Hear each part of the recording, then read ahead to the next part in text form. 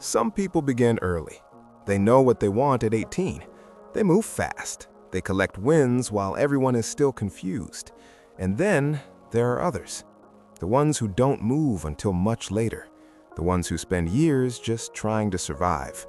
The ones who feel like life started without them. This story is for them.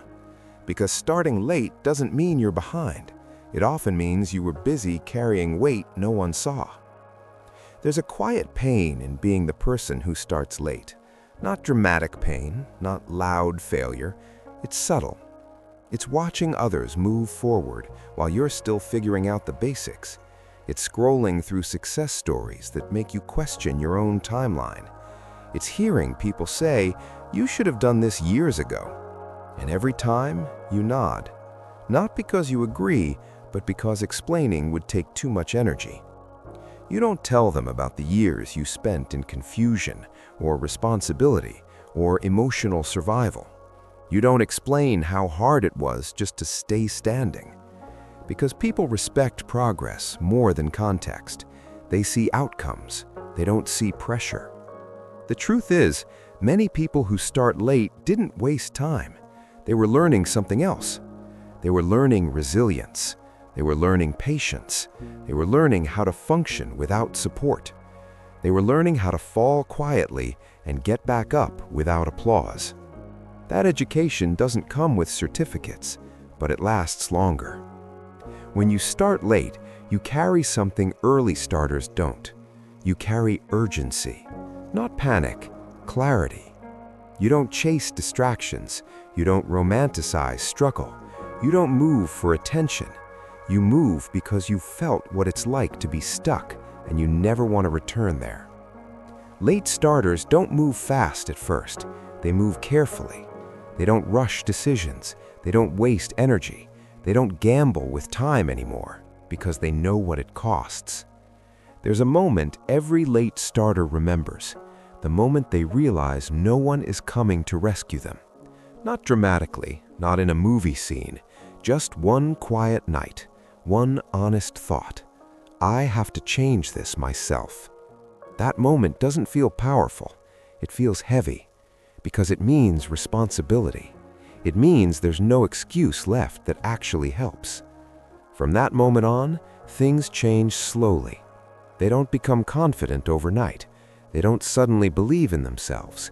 They simply stop lying to themselves. They stop saying someday like it's a plan. They stop blaming circumstances that haven't changed in years. They stop waiting to feel ready. Late starters understand something early starters often don't. Readiness is a luxury. Most real growth begins in discomfort. It begins while you're unsure, while you're scared, while you're still learning. And here's the part that matters most. Late starters don't have time to pretend. They don't chase fake motivation. They don't post quotes. They don't announce goals. They build quietly because they've learned that noise doesn't equal progress. They show up when no one is watching. They work when praise isn't guaranteed. They improve when results aren't visible yet. And that's why they often go further. Because they aren't driven by ego. They're driven by necessity. They don't need to be the best in the room. They need to be better than yesterday. That mindset compounds. While early starters sometimes rely on momentum, late starters rely on discipline. Momentum fades, discipline adapts. Late starters don't collapse when things slow down. They've lived through slower. They don't panic when growth isn't linear. They've survived worse. They don't quit when progress feels invisible. They know invisibility doesn't mean useless. And slowly, something shifts. They begin to see themselves differently, not as behind, but as focused, not as late, but as intentional, not as lost, but as self-directed. Their confidence doesn't come from achievements, it comes from alignment. They know why they're doing this. They're not trying to impress anyone, they're trying to build a life they don't resent waking up to. And yes, they still feel doubt. They still wonder if it's too late. They still compare sometimes. But the difference now is they don't stop because of it. They keep moving even while unsure. That's maturity. That's growth. People underestimate late starters because they mistake silence for weakness. They don't see the internal shift. They don't feel the hunger. They don't understand the focus. Late starters don't chase success. They protect progress. They know how easy it is to fall back. They know how quickly comfort can erase discipline, so they stay grounded. They build routines instead of fantasies. They stack habits instead of hoping for breakthroughs. They trust time instead of rushing outcomes. And over time, their results speak, not loudly, but clearly.